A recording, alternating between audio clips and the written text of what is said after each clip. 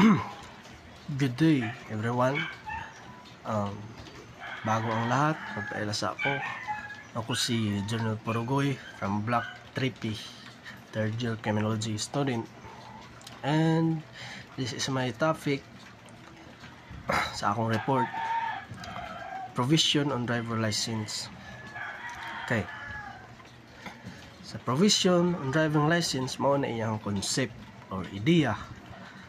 Driving a motor vehicle in the Philippines as in other country is not a right, but a privilege granted by the Philippines government through the LTO.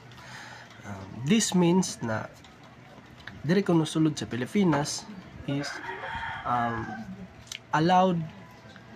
giallow ka mag-drive og motor vehicle only if musunod ka sa rules and regulations sa government through LTO. Mao na iyang konsepto. Kay if dili ka mosunod sa rules and regulation, mo violate ka sa balaod, na ay mga chances na ang imong driver license ma-suspend or ma-revoke. Okay, wala. So speaking of driving license, ato usa siyang i-discuss kung sa iyang definition. So, driver license, familiar naman yun siya kaayo sa ato, no? Para sa ako, ginagamit sad na ako ni sa akong daily lives, kay maguli-ulian man ko sa akong pag-eskwela. So gamit kaayo ni para sa ako ni driver license. Okay, ito sang explain o unsa ni siya. A driver license, a document issued to a qualified driver who possesses a statutory qualification as provide. Meaning, ang driver license daw kuno is isa ka document nga i-issue sa isa ka tao na qualified na siya mag-drive og motor vehicle. Pero nako, ang isa kuno ka driver license is isa siya ka document na ma-acquire nimo, ma-obtain nimo if ikaw isa na ka-qualified driver. And also a public document which has the legal presumption of genuineness. And also kinisab siya is it is a legal document. Kaya nga nung legal document man, ID man siya, naamay mo identification man siya, naamay mo self-information nimo. So it is a legal document, labi na kay gikan sab siya sa government. So mao ni siya ang driver license. Okay, sunod direta sa A, duty to procure. Nakasaad dira sa section 19 of Republic Act 4136 na no person shall operate any motor vehicle without first procuring a license to drive for the current year. Okay, sabotabol man kaayo, no? Pasabot daw na no person shall operate any motor vehicle if wala kay driver license. Bawal ka mag-drive for a current year. Okay, turo na ako, if wala kay driver license, bawal ka mag-drive. Okay, to be effective in the hands of its holder, it must not be delinquent, invalid, suspend, or revoke, and should be carried at all times, or be shown or surrender for cause when demanded by a person authorized by Republic Act 4136. To inspect the same. Para sa ako, sa akong pag-uli-uli, pagbiyahe-biyahe na ako, dala-dala na ako, pero ang akong driver license. And then, katong akong driver license po, dili po siya invalid, wala po siya na-suspend, wala po siya revoke, wala siya violation. Kay nagsunod man ko sa rules and regulation lagi sa LTO. Okay, gets? Okay, sunod na po direta sa B, confiscation of driver license. Okay, dire na ta sa complicated part kay ano magaingon ko complicated kay mao na ni nakasaad diri sa section 29 of Republic Act, gimandit man gyud diri nga ang kanang mga driver license nato kay ma-confiscated na if kita maglabag ta sa balaod sa LTO. Pero nako ang isa ka driver license ma-confiscate na sa isa ka public officer or LTO officer kung mag-violate ta sa rules and regulation sa LTO or sa government LTO. Nakasaad na siya sa Section 29 of Republic Act 4136.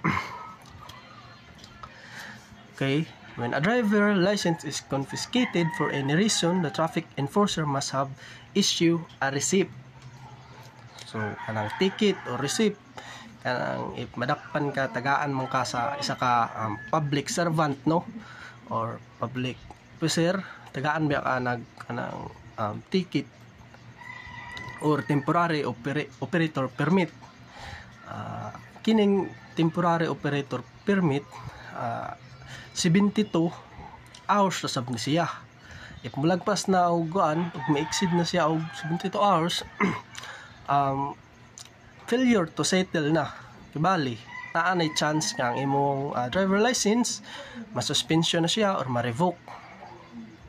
If ikaw dili ka mosunod lagi sa rules and regulation, na lagi chance lagi na ma-confiscate ang imong driver license. Okay, sunod dirita sa human ako sa kuan provision on driver license, dire na punta sa road test.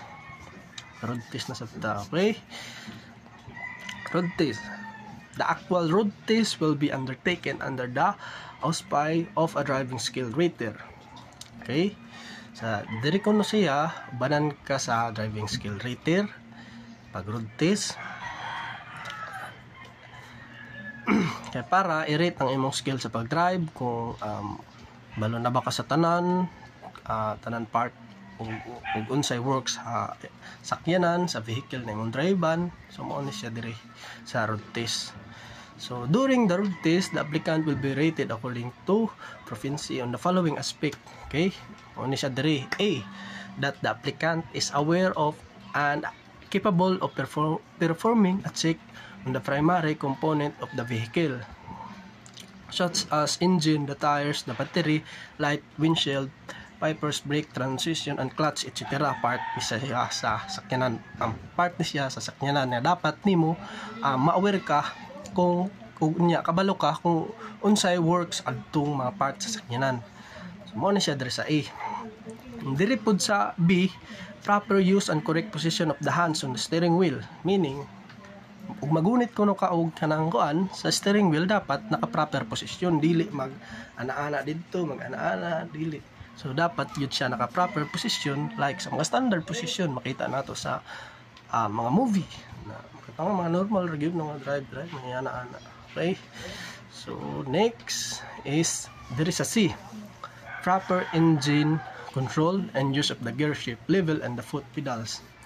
Diri kay na ay mga tao sab diri na maglisod sila control sa engine or maglisod sila shift sa gear, like sa primera ug segunda. So dapat yun nato na may balaan kay dili man yun nato na i-control, proper control kung unsa nato pag shift gikan sa primera padulong sa segunda to kwarta or anything ana, na chance maguba ang atong motor. So makabayad pa ka or unsa diha. Mo nang naghapo say proper engine control lagi. And then there is a D, proper speed control and observance and practice of the road discipline. So moon to akong discuss kay na katong kuan kuan lagi katong dire mo to akong discuss kay na nga dapat ta mosunod sa rules and regulation sa LTO, dili ta magpabuang-buang sa kalsada. Dapat naatay road discipline. Kay kasagaran ra ba akong makit-an sa mga viral video sa reels sa Facebook na uban mag road rage bitaw sila sa dalan bitaw, magsumbagay, and then magsumbagay sa mga motor niya, nag-helmet ra ba, helmet ba nga igsukol sa nakasakyanan. Kay mo na yung mga tao nga walay disiplina bitaw sa kalsada. So dapat nato na alikayan. So dapat nato i-practice ang observance Kay ug dili na to i-practice ang observance sab, na chance na makabangka ta, makaligis ta. Kay di man ta makabantay, di man ta mag-obserba sa atong paligid sa kalsada. So di ba? So mao na sa D. Sa next, proper knowledge and interpretation of road sign and markings. Dire sa A katong gipamemorize sa ato ni Sir class katong katong sa mga sign lagi na para sa ani karon okay ni. Para sa ani saan man pagbalik. Kini kana nga sign bitaw. Dapat daw nato natun-an kay daghay klase nga mga ingana nga sign para ani sa traffic light kini akong gipang sirkelan na kuan dapat nato ni sila tun-an kay para ma-aware ta kung unsay ahead adto sa unahan, di ba? Okay. Para maka-prepare ta ba kung unsay naa dito sa unahan or kay na makakita man tag sa di ba? Advance na kibali na. So, dapat nato na ma-interpret nato nagmaayo ang mga road sign. Okay, direta sa 8, proper turning procedure. Proper pagliko. And then sa G, proper pagbacking, pag-atras. Dapat naka-proper gyapon basta dagan ni proper. And then sa lastly is proper parking procedure. Ano ni kanang tarong ni mo parking balik ka magpabugal-bugal og magparking ka mo na ni siya. Ay no natarong circle. So okay, mora siguro ni akong topic siguro. Saan man ni pag-close. Sige naman ni nara. Muna na akong topic class. Thank you sa tanan. Punta namin nasabtan sa akong i-discuss karon. So, mara siguro ako nang iyop. Sir, wala na sir. Shout out sa imo sir. Thank you and God bless.